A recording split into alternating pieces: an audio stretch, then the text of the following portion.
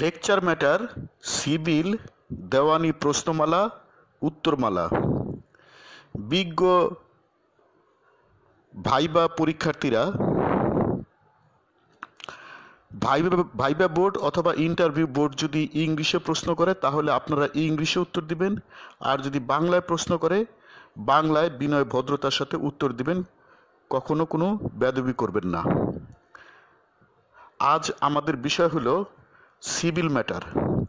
প্রশ্ন: দেওয়ানি civil miss appeal কখন দায়ের করা হয়?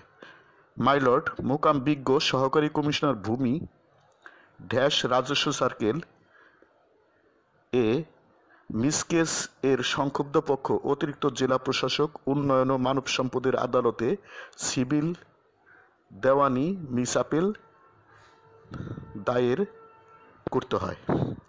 মোজার কি তৌজি নম্বর থাকে? My lord, yes. যেমন 528 নম্বর তৌজিভুক্ত 48 নম্বর বান্দুরা মোজা। সিএস খতিয়ান চিনার উপায় কি? মাইলর্ড, সিএস খতিয়ান খাড়া লম্বালম্বি ভার্টিক্যাল হয়, এতে উপর নিচ দুইটি ভাগ থাকে, খতিয়ান নম্বর, তৌজি নম্বর প্রভৃতি থাকে। এসে খতিয়ান চিনার উপায় কি? মাইলর্ড, এসে খতিয়ান শুয়ানো হরাইজন্টাল, এতে খতিয়ান নম্বর থাকে, যেমন এসে খতিয়ান নম্বর 200 প্রভৃতি। সিএসএস এর দাগ নম্বর কি একই থাকে? মাইলর্ড, সাধারণত সিএসএস এর দাগ নম্বর একই থাকে, যেমন সিএসএস এর দাগ নম্বর 570। আরএস খতিয়ান কিভাবে চিনবেন? মাইলর্ড, আরএস খতিয়ান খাড়া লম্বালম্বি ভার্টিক্যাল, এতে উপর নিচ ভাগ থাকে না, খতিয়ানের উপরে ডানে রেসার্ভে লেখা থাকে, সবার উপরে খতিয়ান নম্বর দেওয়া থাকে, যেমন আরএস দাগ নম্বর 100। সিএসআরএস খতিয়ানে দাগ নম্বর কোথায় থাকে? মাইলর্ড, পিছনের পৃষ্ঠায় থাকে। একটি নালিশি সম্পত্তির তফসিলে কি কি থাকে? মাইলর্ড, একটা নালিশি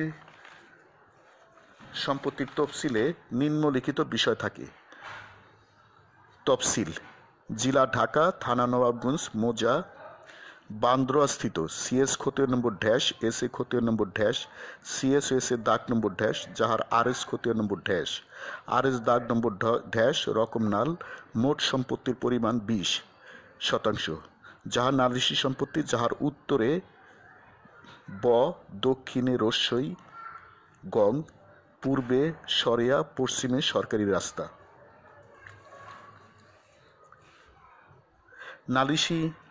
নালিশি সম্পত্তির তফসিলে চৌহদ্দি থাকে বা দিতে হয়? একটি উদাহরণ দিন। মাইলর্ড, উত্তরে ক, দক্ষিণে খ, পূর্বে গ, পশ্চিমে সরকারি রাস্তা। এইটি হলো নালিশি সম্পত্তির চৌহদ্দি। রেকর্ডীয় সূত্রে প্রাপ্ত সম্পত্তির কি দলিল থাকে? মাইলর্ড, না। কোনো খতিয়ান যদি ড্যামেজ থাকে তার কি সহিমোহরির নকল পাওয়া যায়? মাইলর্ড, সহিমোহরির নকল উঠানো যায় না। মকদ্দমার তাইদাদ মূল্য সুট ভ্যালু কি? মাইলর্ড, তাইদাদ মূল্য হলো নালিশি সম্পত্তির মুজা ভিত্তিক বর্তমান সরকারি বাজার মূল্য, যেমন তাইদাদ মূল্য মং 50 কোটি অঙ্কে লিখতে হয় এবং ব্র্যাকেটে বানান করে লিখতে হয়। কখন খাস দখলের মকদ্দমা দায়ের করতে হয়?